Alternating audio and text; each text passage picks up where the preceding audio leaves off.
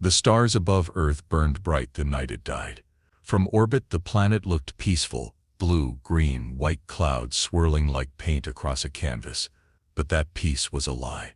Earth was on fire. Commander Jackson Morrow stood at the observation deck of the Dreadnought Vindicator, watching the flames spread across the continents. Cities were being erased one by one. The orbital defense rings had already fallen. The last of Earth's fleets had been destroyed hours ago. Jackson's ship, the Vindicator, was the final warship left. His eyes were sharp but tired. His uniform was stained with blood and ash. His face carried the weight of loss. He had given every order, tried every tactic, sacrificed thousands of lives to slow the enemy. It wasn't enough. The Galactic Accord had won. Earth was dying, and there was no one left to save it. "Status report," Jackson said, his voice low but steady. The ship's AI responded instantly. Her voice was calm and female, human-sounding, though she was not. "We are clear of the battle zone. No pursuit detected. Long-range scans confirm complete planetary invasion." He closed his eyes for a moment. "Casualty estimates. Total." Jackson clenched his fists. "Total." The word echoed in his mind like a hammer strike. A soft beat broke the silence. A personal message, one of the last sent before Earth went dark. It was from his wife. Her voice came through, shaky and broken, but full of love. "Jax, if you're hearing this, it means you made it off-world. I hope you did. I hope you run. Don't come back. Not for us. Not for revenge. Just live." The message ended. Jackson didn't move. He didn't cry. He couldn't. Not anymore. Instead, he turned and walked slowly to the command seat. The Vindicator was a masterpiece of human engineering, massive, silent, and deadly. It had weapons that could crack moons and engines that could outrun light. It was the final legacy of a species now extinct. "All systems ready," the AI said softly. "Plot a course," Jackson said. "Deep space, no destination." "Confirmed, no destination." The engines roared to life beneath him. The stars outside stretched and twisted as the ship leapt into faster-than-light travel. Earth faded behind them, just a blue dot wrapped in smoke. Inside the ship, silence returned. Days passed, maybe weeks. Time meant little when there was nowhere left to go. Jackson spent his hours alone, wandering the vast halls of the Dreadnought. Sometimes he sat in the old war room, staring at the empty maps. Sometimes he just stood in the observation deck, watching the stars. He spoke only to the AI, who kept him alive. She monitored his vitals, cooked his meals, cleaned the air, but she could not heal his heart. In his mind, the war never ended. He saw the faces of soldiers who had died under his command. He heard their screams. He saw the sky over Earth turn red. He remembered the weight of command, the orders, the decisions, the guilt. He did not know what he was waiting for. Then one day, something changed. The ship picked up a signal, faint, broken, drifting through deep space. It was an alien distress call. One of the Accord's patrol ships had been attacked. No survivors. Wreckage floated among the stars. Jackson watched the footage silently. He didn't react, but in his eyes something sparked, just a flicker, a thought. "Who did this?" he asked. "No known match," said the AI. Weapons used were similar to old human designs. He raised an eyebrow. "But no humans left." The AI paused. "Correct." Jackson stood slowly. For the first time in months, he felt something other than grief. It wasn't hope. Not yet. It was purpose. "Set course to the signal's origin. Let's take a look." As the engines warmed, he looked back at the stars. Somewhere out there, the Accord still ruled. They had erased his world, his people, his history. But maybe they hadn't erased everything. Maybe the last flame hadn't gone out. In the heart of the Galactic Accord, far from the ruins of Earth, the mood was calm. The war was over. The humans were gone. Peace had returned, or so it seemed. Supreme Admiral Vorskatal stood in the command chamber of the Accord's capital station, Zaraxis Prime, a massive silver structure orbiting the twin suns of the central system. The chamber was cold, vast, and silent, except for the hum of energy systems beneath the floor. Tall windows stretched across the walls, showing a perfect view of the stars. Forsk was not like most of his species. While other Zurians were elegant and soft-spoken, Forsk was brutal and direct. He had no patience for ceremony. He had risen through military ranks, not by charm but by ruthless efficiency. He had led the final assault on Earth himself. It was his fleet that had crushed the last human defenses. His orders had turned Earth into ash. He had watched it happen from orbit and called it necessary. To him the humans were dangerous, too emotional, too proud, too unpredictable. Their extinction was not just a victory, it was a solution. But now something was wrong. A young lieutenant rushed into the chamber, looking uneasy. "Speak," Forsk commanded without turning. "Admiral," the lieutenant said, trying to keep his voice steady. "We've received a report from Sector 47K. A patrol group was destroyed."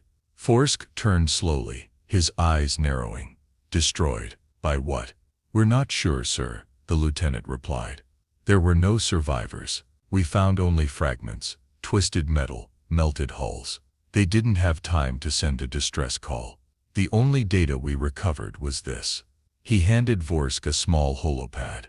The admiral tapped it. A blurry recording played, a silent image of stars, then a sudden burst of white light. A dark shape appeared, massive and smooth, like a shadow cutting through space. Then static. "Run it again," Forsk ordered. The lieutenant obeyed. This time Forsk leaned in, his eyes focused, his face hardened. "That design," he muttered. "That's human. It matches the old Dreadnought class," the lieutenant confirmed. "But they were all destroyed." "Clearly not all. There's more," the lieutenant added. "Before the footage ends, we picked up a signal. Very faint, audio only. We filtered it." He pressed a button. A voice filled the room, deep, steady, and unmistakably human. "This is Commander Jackson Morrow. You forgot us." The silence afterward was louder than the message. Forsk's jaw tightened. "Impossible. Morrow died with his fleet." "We believed so," the lieutenant said quietly. "But that ship, it matches the Vindicator's last known signature." Forsk said nothing for a long moment. Then he turned to his officers and spoke in a cold, firm voice. "I want full fleet surveillance across the outer sectors. Expand all deep space scans, and double patrols in Andromeda's edge. Now." The officers moved quickly, not daring to question him. As the chamber cleared, Forsk stood alone, staring at the stars through the window. His mind was racing. Jackson Morrow, the name was like a ghost from the past. He remembered the man well. Smart, dangerous, quiet but deadly. A fighter, a survivor. If Jackson truly lived, and if he had the Vindicator, then this wasn't over. It was a threat, a symbol, a problem that should have been buried with Earth. But ghosts don't send messages, and ghosts don't kill patrol fleets. Across the galaxy, whispers began to spread. A ship had returned from the dead.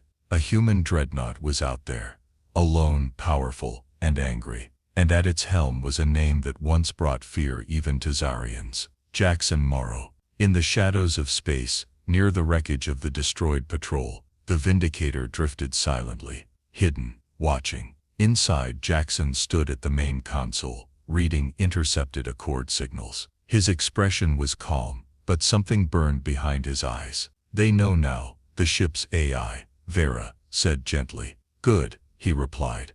"Do you want to respond to their scans?" "No. Let them come looking."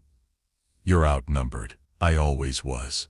Jackson leaned against the console, his gaze fixed on the stars ahead. "They think it's over," he said. "They think the past can be erased." He paused. "But I remember, and I'll make sure they do too." The engines hummed to life once more. The Vindicator vanished into the black.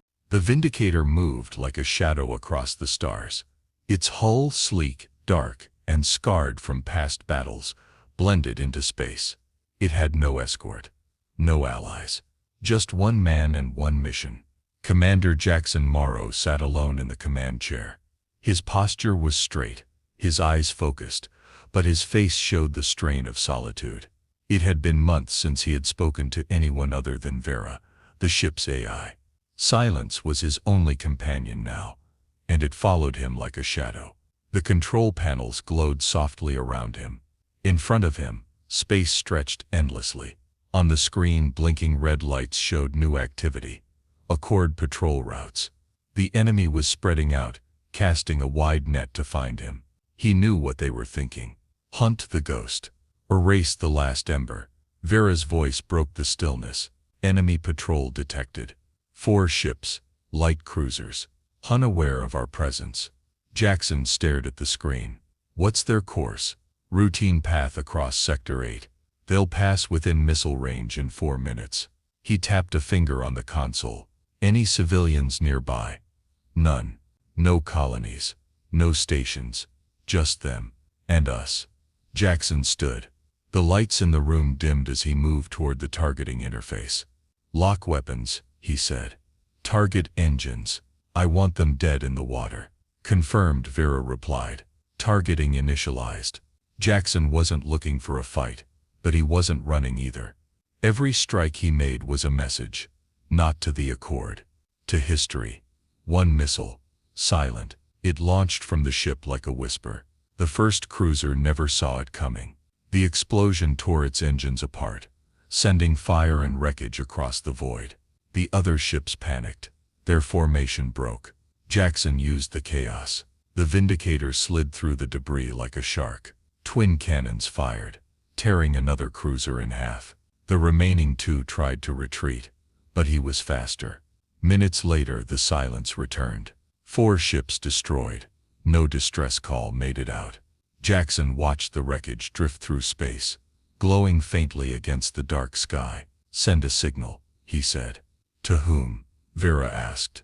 To anyone listening. Use the old Earth frequencies. Vera didn't question it. The message was simple. This is Commander Jackson Morrow. Earth is not forgotten. Then he cut the transmission. Somewhere in the Accord, that message would be picked up. And when it did, fear would spread.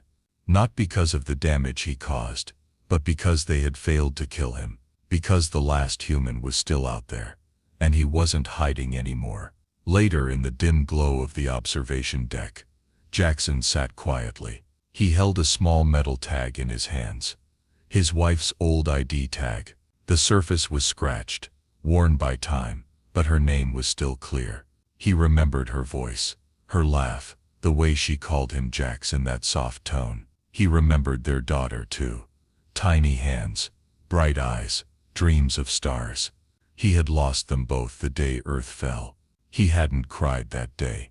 He couldn't. But now, alone among the stars, he let a single tear fall, not for himself, not even for them, for the world that was gone, for the people who would never be remembered, for the future that had been stolen. Vera spoke softly. You can't win a war alone. I'm not here to win, he said. I'm here so they never forget what they did. She was silent after that. Hours passed. Then Vera spoke again. Long-range scan. Anomaly detected in the nebula belt. Multiple ships converging. Likely Accord formation. How many? 13. Possibly more. Jackson nodded. They're getting nervous. They're sending more ships every day. Good. Let them come. We'll light the sky again. He rose from his seat. His voice was quiet, but steady. Plot a course to the nebula. Let's remind them what fear feels like. The Vindicator turned and slipped into the dark clouds of the nebula, vanishing from sight. Behind it, space remained calm, but the silence was broken now. The hunter was no longer hiding. He was burning the sky, one ship at a time. The nebula was vast, stretching across space like a sea of glowing fog. Thick clouds of gas and charged particles made scanners useless. Inside, light bent and sound vanished. It was a place no fleet wanted to fight in, but for Commander Jackson Morrow, it was perfect. The Vindicator drifted silently through the haze, hidden from view. Its dark hull absorbed the nebula's pale light, making it nearly invisible. Jackson stood on the bridge, calm and still, watching the slow swirl of green and gold mist outside the windows. Vera's voice echoed softly around him. 13 Accord ships confirmed. Cruisers and 2 destroyers. No visual on their exact positions. Scans limited in this region. Jackson nodded. Good. That means they can't see us either. He had lured them here, dropping a false distress signal and letting them track his trail. The Accord had taken the bait. They entered the nebula, expecting to corner him. But inside this storm of gas and shadows, numbers didn't matter. Not when one ship knew how to hunt in the dark. "Are we ready?" he asked. "All weapons charged. Cloaking field, holding. No sign we've been detected." He turned toward the AI interface. "Then it's time." The Vindicator came alive. Its engines pulsed, barely a whisper as it moved between drifting clouds. Jackson used the environment like a battlefield map: asteroid chunks, radiation bursts, gravity shifts. The nebula was a living maze, and he had studied every corner of it. The first target appeared. A light cruiser drifting on patrol, alone, blind. Jackson didn't hesitate. One shot from the rail cannon, a flash of energy. The ship was torn in two before it even realized it was being hunted. Alarms rang across the Accord formation. They didn't know where the shot came from. Static filled their comms. Their scanners were worthless. They began to spread out, searching the storm for a ghost. Jackson smiled faintly. "Isolating one more," Vera said. "Destroyer class, moving at reduced speed." "Let's welcome them," Jackson replied. He maneuvered Vindicator behind the destroyer's tail. Slow, silent. Then he opened fire, targeting engines and reactor core. The explosion lit up the nebula like a small sun. Flames danced through the mist. Jackson watched it burn. For hours, he stalked them. Hit and vanish. Hit and vanish. Every time they tried to regroup, he split them apart again. They were fighting blind, panicked, firing at shadows. It wasn't just strategy, it was message.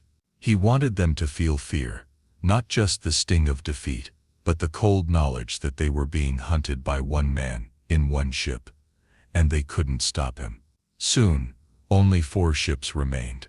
They huddled together, engines running hot, shields raised, scanning every direction. Jackson, one of them, opened a wideband broadcast. "Unknown vessel," the voice said. "We do not wish to fight. Identify yourself." Jackson paused. "Should I respond?" Vera asked. "Yes," he said. "Broadcast my voice. No video." He stepped forward, eyes on the dark. "This is Commander Jackson Morrow of Earth," he said. "You destroyed my world. Now I destroy your silence." Jackson. Then he ended the transmission. No reply came. He didn't wait. Vindicator surged through the fog, unleashing a barrage of plasma fire. The last 4 ships had no chance. Jackson. Their hulls broke apart.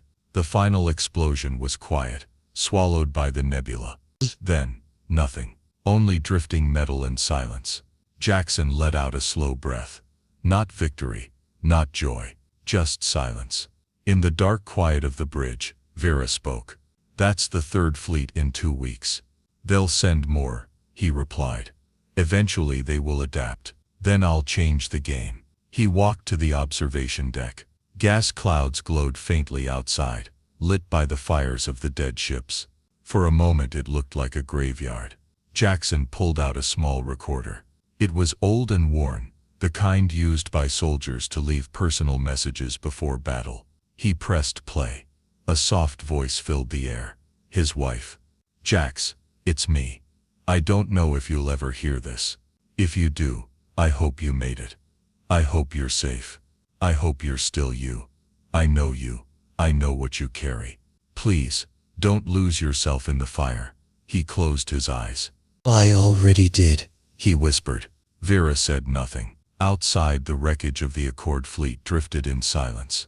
No help would come. No reports would be sent.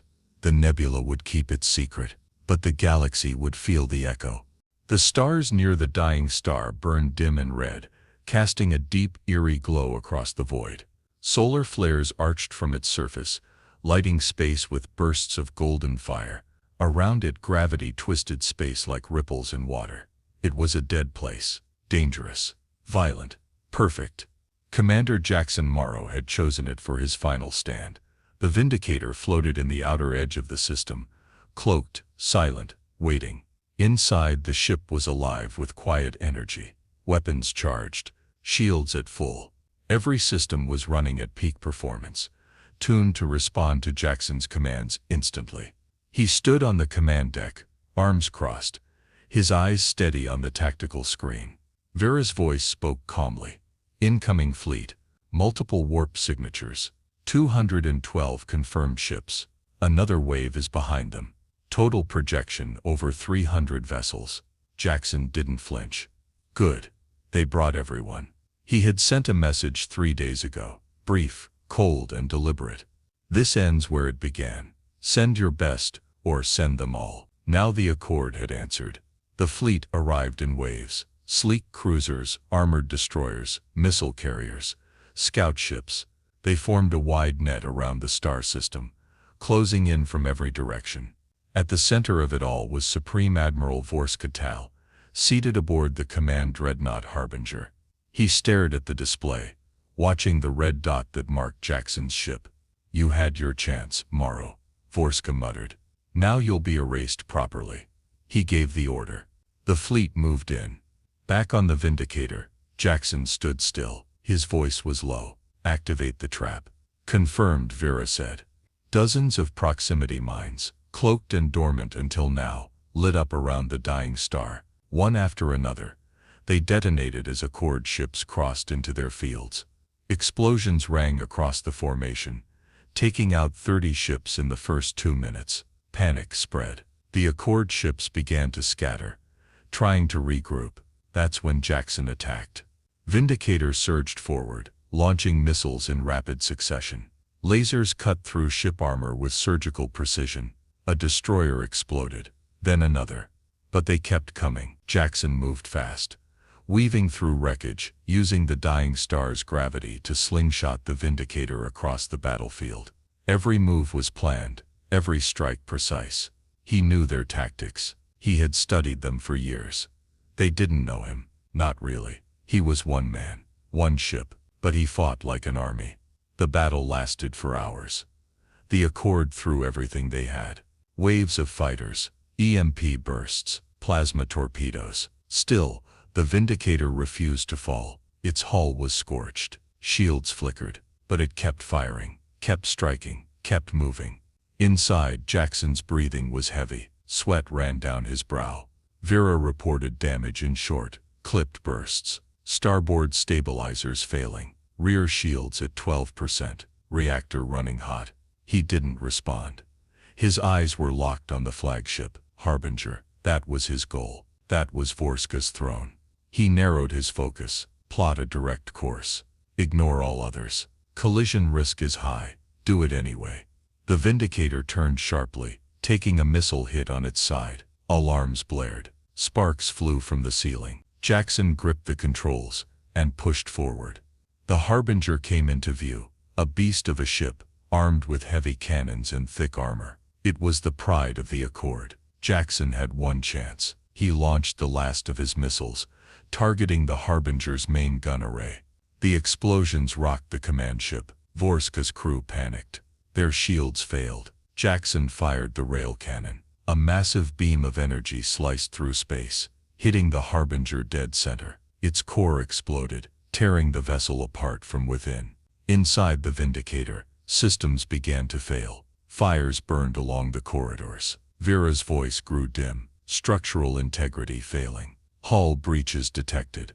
Evacuation recommended. Jackson didn't move. On the screen, the Accord fleet broke apart. Leaderless, broken, dozens of ships fled. The rest drifted, dead in space. It was over. Jackson sat back in his chair, staring at the wreckage floating in the light of the dying star. His body ached. His mind was calm. Vera, he said softly. Yes, Commander.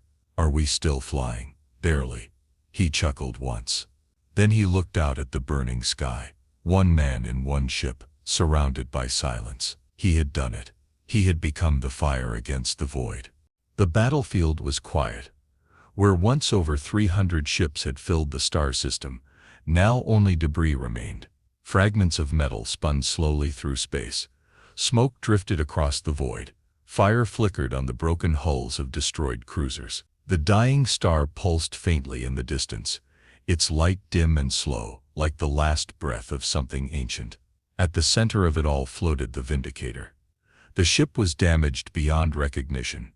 Its outer armor was blackened. Its engines barely held together. One side of the hull had been torn open, exposing steel bones to the cold of space. Power flickered in broken circuits. Inside, lights blinked and faded like stars dying out. And yet, the ship still lived. Barely. Commander Jackson Morrow sat slumped in the command chair. Blood stained his side where shrapnel had torn through his uniform. His breathing was shallow. One eye was swollen shut, but he was alive. Vera's voice, weaker than ever, spoke gently into the silence. Main systems offline. Life support critical. Reactor core unstable. Evacuation is advised. Jackson didn't move. His hands rested on the armrests of the chair. His gaze was on the stars outside the cracked window. "I'm not leaving," he whispered. Vera paused, understood. A soft hum came from the speaker. Then a new message played. His own voice recorded hours earlier before the battle. "This is Commander Jackson Morrow, last of Earth's fleet. You erased my world. You thought it was over. You were wrong. You may kill a planet, but not its memory." The message repeated on a loop, broadcasting on old Earth frequencies, wideband, reaching as far as the signal could stretch. It was not a threat, not a challenge. It was a reminder. Somewhere, across the stars, it would be heard. By someone, somewhere. Perhaps by a forgotten colony. Perhaps by an Accord captain, who still had a conscience. Perhaps by no one. But it would echo. Jackson's vision blurred. He coughed once, hard, then looked down at the small metal tag in his hand. His wife's name, worn, scratched, but still there. He closed his fingers around it. "Did we make them remember, Vera?" A pause. "Yes, Jackson. They will never forget." A Mars beeped. Hull pressure dropped. Heat faded. Darkness crept in. Outside, a small emergency beacon blinked softly. One last heartbeat of the Vindicator. No enemy ships remained. No rescue was coming. But the ship, like its commander, refused to disappear quietly. Inside the control room, Jackson closed his eyes. He wasn't afraid. He had carried the memory of Earth through fire, through silence, through war. He had been the last flame. And now, that flame had burned across the stars. Just, not for revenge, for remembrance. As the Vindicator drifted into the black, the message kept playing. We were never gone. Far away, in a quiet system untouched by war, a listening post lit up. A young technician stared at the signal on her screen. Confused, curious, moved. She hit record and smiled. The story of Earth would live on.